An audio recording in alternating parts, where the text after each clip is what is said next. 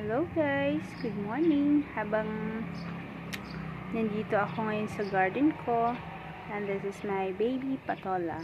Medyo maliit pa siya at hindi pa namumulaklak, pero as you can see, healthy naman ang kulay niya at ang dahon niya, ayan oh.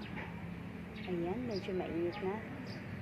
So sa stage na to, focus muna tayo sa pagpapalaki ng mga dahon at vines. Normal lang na wala pa siyang flower. Kailangan muna siyang lumakas. Kailangan muna niyang lumakas bago pa ito mamunga. So, ayan, ang gagawin lang natin is magdilig tayo araw-araw. Make sure may sapat na araw. Lagyan ng suporta para makaakyat. Ayan, may suporta na yun siya para makaakyat. Gidawan ko na siya ng nakaraan.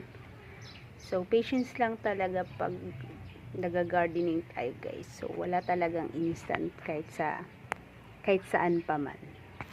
So, ayan, balikan natin to after ilang days or weeks. Abangan natin kung kailan lalabas ang kanyang mga flowers. Tapos, susunod dyan ay bunga, syempre.